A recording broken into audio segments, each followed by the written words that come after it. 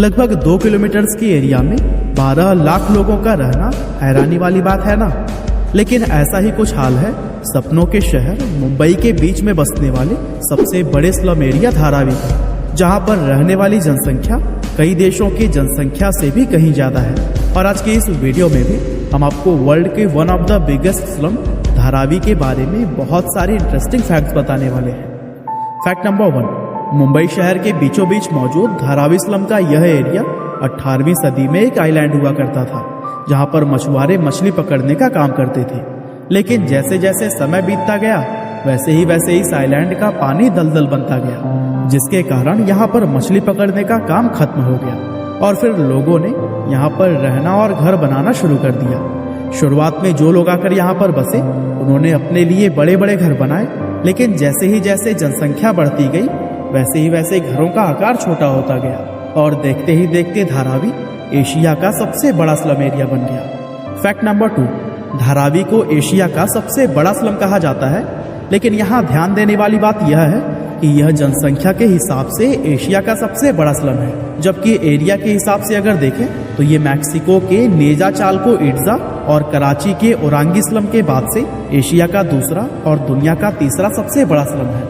लगभग 2 square kilometre की area में फैला यह स्लम मुंबई के 2 रेलवे लाइंस वेस्टर्न और सेंट्रल रेलवे के बीच मौजूद है और मुंबई की प्राइम लोकेशन पर बसा हुआ यह स्लम चारों ओर से माहिम, बांद्रा, सियोन और माटुंगा जैसे फेमस इलाकों से घिरा हुआ है। फैक्ट नंबर 3, धारावी में रहने वाले लोगों की कुल संख्या का सटीक पता लगाना तो काफी मुश्किल है, लेकिन पिछले कुछ सालों में हुई जनगणना के हिसाब से यह अंदाजा लगाया जाता है कि इस समय इस विशाल झुग्गी बस्ती के अंदर 12 लाख से भी ज्यादा लोग रहते हैं। आपकी जानकारी के लिए बता दें कि स्लम की आबादी दुनिया के कई सारे देश जैसे कि फिजी, बहरीन, बहामास और ग्रीनलैंड की कुल जनसंख्या से भी कहीं ज्यादा है और इस आबादी की वजह से ही इसको दुनिया का सबसे घना इलाका भी कहा जाता है, क्योंकि इतनी कम जगह में लाखों लोग जिस तरह से यहाँ पर रहते हैं वो वाकई में एक कमाल की बात है। यहाँ रहने वाले लोगों में 63% हिंदू, 30% मुस्लिम, 6% ईसाई और 1% अन्य धर्म के लोग हैं। फैक्ट नंबर 4, एक स्लम एरिया होने के बावजूद भी धारावी के लोगों में टैलेंट की कोई कमी नहीं है। साल 2016 में यहाँ रहने वाली 12 से 14 साल की कुछ जीनियस लड़कियों ने 3 अलग अलग एंड्रॉयड एप्लीकेशंस बनाकर सबको हैरान कर दिया था। इनमें पहली एप्लीकेशन का नाम पढ़ाई है मेरा हक है, जो कि एक लर्निंग एप्लीकेशन है और इस एप्लीकेशन के जरिए लोग हिंदी, इंग्लिश और गणित की कुछ बेसिक पढ़ाई कर सकते हैं। इसके अलावा दूसरी एप्लीकेशन का नाम है विमेन फाइट बैक, जो कि महिलाओं की सुरक्षा के लिए बनाई गई है। और अंत में तीसरी एप्लीकेशन पानी है जीवन के नाम से बनाई गई है।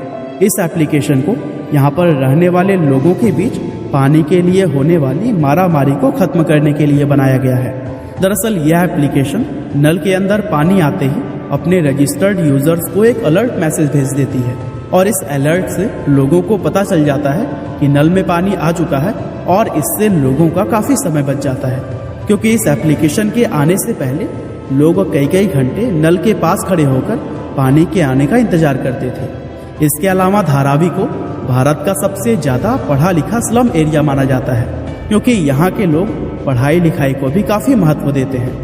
और दोस्तों, आपको यह बात जानकर काफी हैरानी होगी कि इस इलाके का साक्षरता दर 69% से भी ज्यादा है और एक स्लम एरिया होते हुए भी इस तरह का साक्षरता दर होना वाकई में एक कमाल की बात है। फैक्ट नंबर 5, धारावी के अंदर कपड़ा, मिट्टी के बर्तन, चमड़ा और स्टील आदि का उत्पादन करने वाली लगभग 500 से भी ज्यादा मैन्युफैक्चरिंग यूनिट मौजूद है। आपको जानकर काफी हैरानी होगी कि इस झुग्गी बस्ती में लगभग 15,000 से भी ज्यादा सिंगल रूम वाले कारखाने चलाए जाते हैं और इन कारखानों में बने हुए प्रोडक्ट्स कई अलग अलग ई-कॉमर्स वेबसाइट्स के जरिए सिर्फ भारत ही नहीं बल्कि पूरी दुनिया भर में ही बेचे जाते हैं। और यही वजह है कि अकेले ही धारावी की एनुअल इनकम 650 मिलियन अमेरिकी डॉलर से 1 बिलियन अमेरिकी डॉलर्स तक पहुंच जाती है, जो कि किरीबाती, टोंगा और तुवालू जैसे कई सारे देशों की इकोनॉमी से भी कहीं ज्यादा है। और इसी से यह अंदाजा लगाया जा सकता है कि धारावी में चलने वाली ये बिजनेस भारत की इकोनॉमी में भी अपना कितना योगदान देते होंगे। फैक्ट नंबर 6, धारावी में रिसाइकलिंग का काम भी काफी बड़े पैमाने पर होता है और इसी को यहाँ की प्रमुख इंडस्ट्री भी कहा जाता है। इस स्लम के अंदर सिर्फ मुंबई या महाराष्ट्र ही नहीं बल्कि पूरे भारत से आने वाले प्लास्टिक वेस्ट को रिसाइकल किया जाता है। और रिसाइकलिंग का यह काम धारावी के 2.5 लाख से भी ज़्यादा लोगों को रोजगार देता है।